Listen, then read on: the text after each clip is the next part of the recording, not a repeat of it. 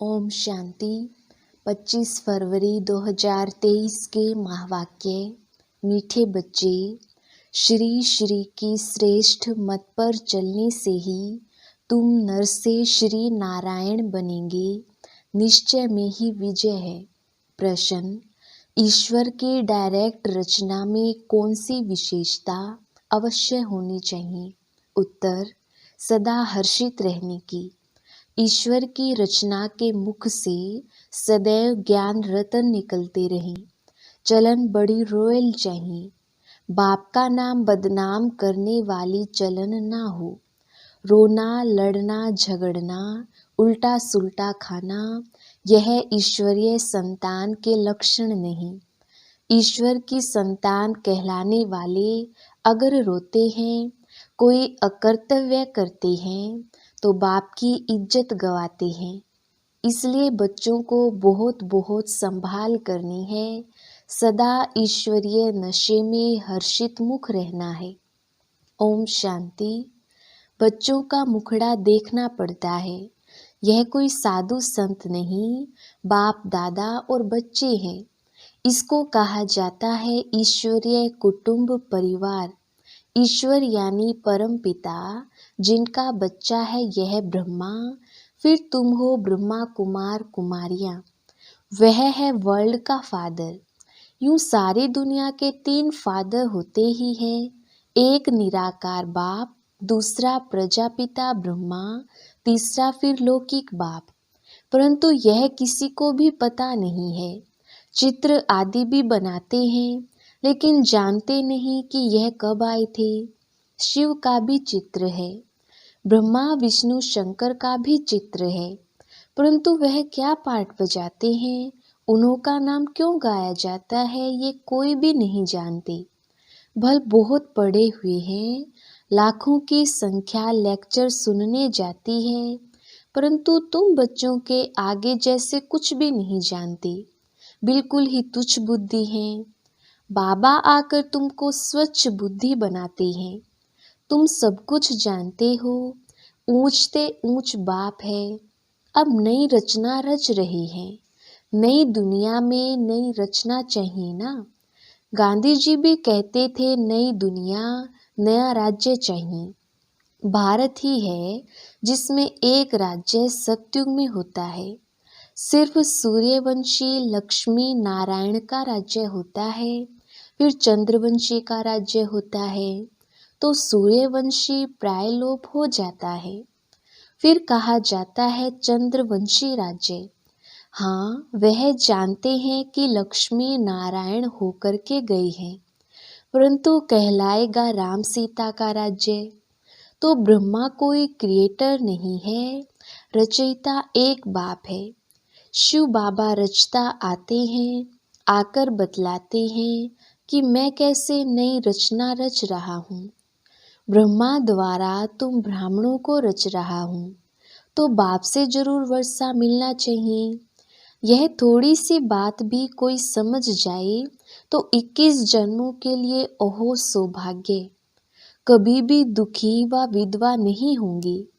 यह किसकी बुद्धि में पूरा नशा है ही नहीं, है बहुत सहज। गीत तकदीर जगाकर आई हूँ। ओम शांति। तुम आते हो इस पाठशाला में। किसकी पाठशाला है? श्रीमद् भगवत की पाठशाला। फिर उनका नाम गीता रख दिया है। श्रीमद् श्रेष्ठ ते श्रेष्ठ परमात्मा की है। वह अपने बच्चों को श्रेष्ठ मत दे रहे हैं। आगे तो तुम रावण की आसुरी मत पर चलते आए हो।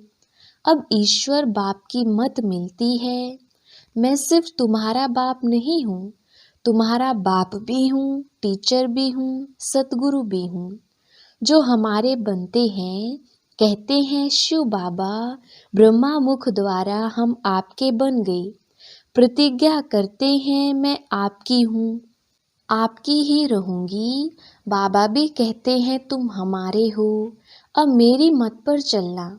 श्रीमत पर चलने से तुम सो श्रेष्ठ लक्ष्मी नारायण बन जाएंगी। गारंटी है।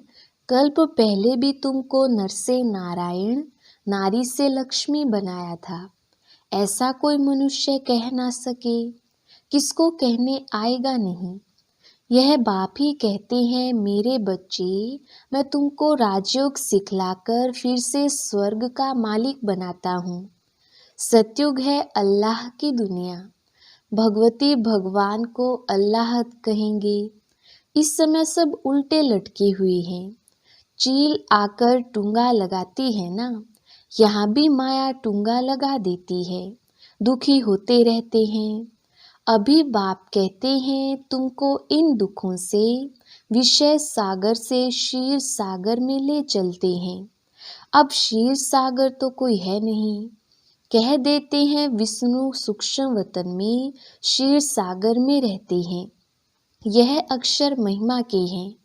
अब मैं ज्ञान सागर तुम बच्चों को स्वर्ग का मालिक बनाता हूँ। तुम कामचिता पर बैठने से जलकर काले बन जाते हो। मैं आकर तुम पर ज्ञान वर्षा करता हूँ, जिससे तुम गोरे बन जाते हो।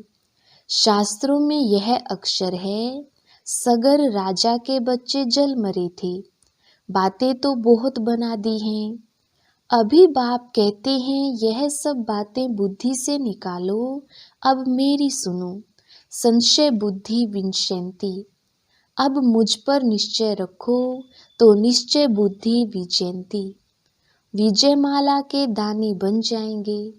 माला का राज भी समझाया है। जो अच्छी सर्विस करते हैं उनकी विजय माला बनती है। सबसे अच्छी सर्विस करने वाले दानी रुद्र माला में आगे जाते हैं, फिर विष्णु की माला में आगे जाएंगे। नंबरवार 108, फिर 16,000 की भी माला ऐड करो।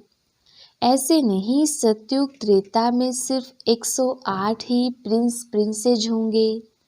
वृद्धि होते माला बढ़ती जाती है। प्रजा की वृद्धि होगी तो जरूर प्रिंस प्रिंसेज की भी वृद्धि होगी। बाप कहते हैं, कुछ भी नहीं समझो तो पूछो। हे मेरे लाडले बच्चे, मुझे जानने से तुम सृष्टि झाड़ को जान जाएंगे। यह झाड़ कब पुराना नहीं होता है। भक्ति मार्ग कब शुरू होता है ये तुम जानते हो। यह है कल्प वृक्ष। नीचे कामधेनु बैठी है, जरूर उनका बाप भी होगा। अभी तुम भी कल्प वृक्ष के तले में बैठे हो, फिर तुम्हारा नया झाड़ शुरू हो जाएगा। प्रजा तो लाखों की अंदाज में बन गई और बनती जाएगी। बाकी राजा बनना यह जरा मुश्किल है। इसमें भी साधारण गरीब उठते हैं। बाबा कहते हैं, गरीब निवास में हूँ। दान भी गरीब को किया जाता है। अहिल्याएं कुब्जाएं पाप आत्माएं जो हैं, ऐसे ऐसे को मैं आकर वरदान देता हूँ। तुम एकदम सन्यासियों को भी बैठ ज्ञान देंगे। ब्राह्मण बनने बिगर देवता कोई भी बन ना सके। जो देवता वर्ण के थे वह ब्राह्मण वर्ण में आए, तब फिर देवता वर्ण में जा सके। तुम माता पिता गाते तो सब हैं, परंतु अब तुम प्रैक्टिकल में हो। यह है ब्राह्मणों की नई रचना। ऊंचते ऊंच चोटी ब्राह्मण, ऊंचते ऊंच भगवान, फिर ईश्वरीय संप्रदाय। तो तुमको इतना नशा रहना चाहिए। हम ईश्वर के पोत्रे पोत्रियां, प्रजापिता के बच्चे हैं। अब ईश्वर के बच्चे तो सदैव हर्षित रहने चाहिए, कभी रोना नहीं चाहिए। यहाँ बहुत ब्रह्मा कुमार कुमारियां कहलाने वाले भी रोते हैं, खास कुमारियां। पुरुष रोते नहीं हैं तो रोने वाले नाम बदनाम कर देते हैं। वह माया के मुरीद देखने में आते हैं, शिव बाबा के मुरीद नहीं देखने में आते। बाबा अंदर में तो समझते हैं, परंतु बाहर से थोड़े ही दिखलाएंगे, नहीं तो और ही गिर पड़े। बाबा कहते, अपनी संभाल करो। सतगुरु की निंदा कराने वाला कभी ठोर नहीं पाएगा। वह समझ ले वे हम राजगद्दी कभी नहीं पाएंगे। तुम्हें तो सदैव हर्षित रहना चाहिए। जब तुम यहाँ हर्षित रहेंगे तब 21 जन्म हर्षित रहेंगी। भाषण करना कोई बड़ी बात नहीं, वह तो बहुत सहज है। श्री कृष्ण जैसा बनना है तो अभी सदा हर्षित मुख रहो और मुख से रतन निकलते रहें। मुझ आत्मा को परमपिता परमात्मा का धन मिला है, जो मुझ आत्मा में धारण होता है, सो मैं अपने मुख से दान करता जाता हूँ। जैसे बाबा शरीर का लोन ले दान करते रहते हैं, ऐसी अवस्था चाहिए। बाबा बाहर से भल प्यार देते हैं, परंतु देखते हैं इनकी चलन बदनामी करने वाली है, तो दिल में रहता है यह ठोर नहीं पा सकेंगे। बाबा को उल्हाने भी मिलते हैं, ईश्वरीय संतान फिर रोते क्यों? इज्जत तो यहाँ ईश्वर की जाएगी ना। रोते हैं, झगड़ते हैं, उल्टा सुल्टा खाते हैं। देवताएं रोते तो भी और बात, यह तो डायरेक्ट ईश्वर की संतान रोते हैं, तो क्या गति होगी? ऐसा अकर्तव्य कार्य नहीं होना चाहिए। जो बाप की आबरू गवाओ, हर बात में संभाल चाहिए। तुमको ईश्वर पढ़ाते हैं। इस समय तो जितने मनुष्य उतनी मते हैं, एक ना मिले दूसरे से। तो बाप समझाते हैं यहाँ तुम बैठे हो अपनी ऊंचते ऊंच तकदीर बनाने। ऊंच तकदीर सिवाय परमात्मा के और कोई बना ना सके।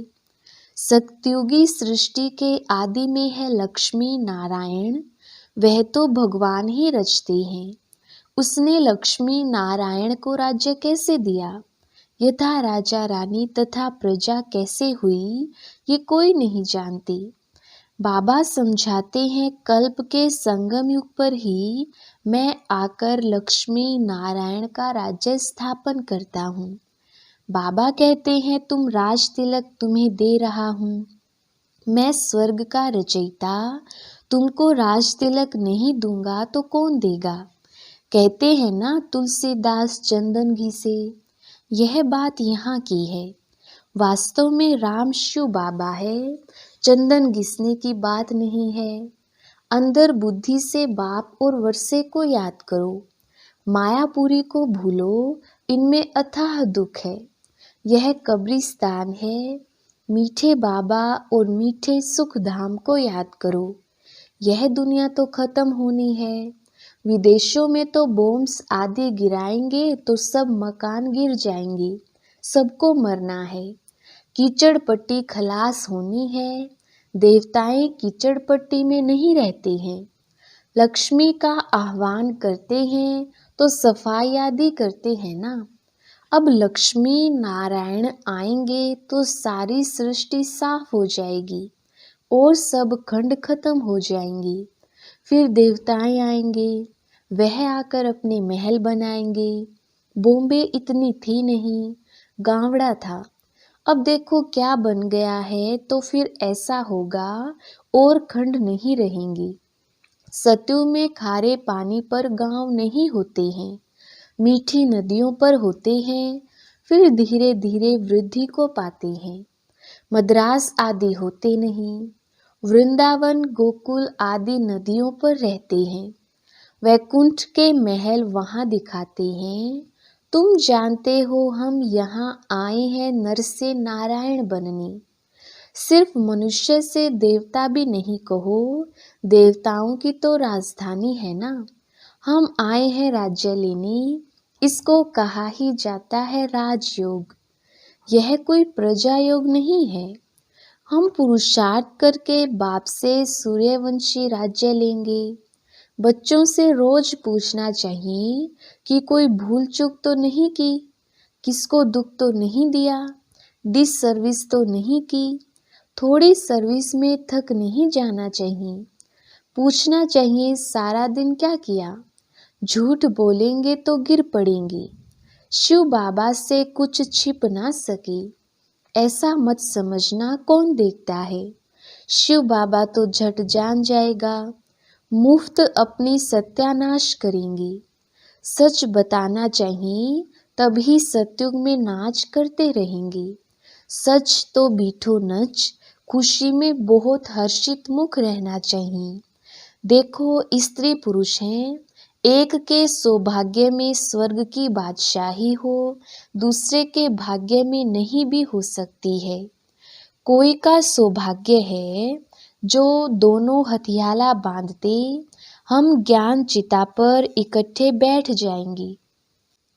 तुम बच्चे जगदम्बा माँ की बायोग्राफी को जानते हो और कोई 84 जन्म मानेंगे नहीं। उनको भुजाएं बहुत दे दी हैं, तो मनुष्य समझेंगे यह तो देवता है, जन्म मरण रहित है। अरे चित्र तो मनुष्य का है ना, इतनी बाहें तो होती नहीं। विष्णु को भी 4 भुजाएं दिखाते हैं प्रवृत्ति को सिद्ध करने के लिए, यहाँ तो 2 भुजाएं भी होती हैं। मनुष्यों ने फिर नारायण को 4 भुजा, लक्ष्मी को 2 भुजाएं दी हैं। कहाँ फिर लक्ष्मी को 4 भुजाएं दी हैं? नारायण को सांवरा, लक्ष्मी को गोरा बना दिया है। कारण का कुछ भी पता नहीं पड़ता। तुम अभी जानते हो, देवताएं जो गोरे थे द्वापर में आकर जब काम चिता पर बैठते हैं तो आत्मा काली बन जाती है। फिर बाप आकर उन्हें काले से गोरा बनाते हैं। अच्छा, मीठे मीठे सिकिलधे बच्चों प्रति माता पिता बाप दादा का याद प्यार और गुड मॉर्निंग। रूहानी बाप के रूहानी बच्चों को नमस्ते। हम रूहानी बच्चों की रूहानी बाप दादा को याद प्यार गुड मॉर्निंग और नमस्ते जी। धारणा के लिए मुख्य सार। पहला पॉइंट, मीठे बाबा और मीठे सुख धाम को याद करना है। इस मायापुरी को बुद्धि से भूल जाना है। दूसरा पॉइंट, सर्विस में कभी थकना नहीं है। विजय माला में आने के लिए अथक हो सर्विस करनी है। शिव बाबा से सच्चा रहना है। कोई भूल चूक नहीं करनी है। किसी को दुख नहीं देना है। वरदान, एक के पाठ द्वारा निराकार आकार को साकार में अनुभव करने वाले वरदानी मूर्त भव। विस्तार, सिर्फ एक का पाठ पक्का करके वरदाता को राजी कर लो तो अमृत वेले से रात तक हर दिनचर्या के कर्म में वरदानों से ही पलते चलते उड़ते रहेंगे। वह एक का पाठ है, एक बल, एक भरोसा, एक मत, एक रस, एकता और एकांत प्रिय। यह एक शब्द ही बाप को प्रिय है। जो इस एक पाठ को पक्का कर लेते हैं उन्हें कभी मुश्किल का अनुभव नहीं होता। ऐसी वरदानी आत्मा को विशेष वरदान प्राप्त होता है। इसीलिए वे निराकार आकार को जैसे साकार अनुभव करते हैं। स्लोगन, किसी से किनारा करके अपनी अवस्था बनाने के बजाय सर्व का सहारा बनूं। अच्छा, ओम शांति।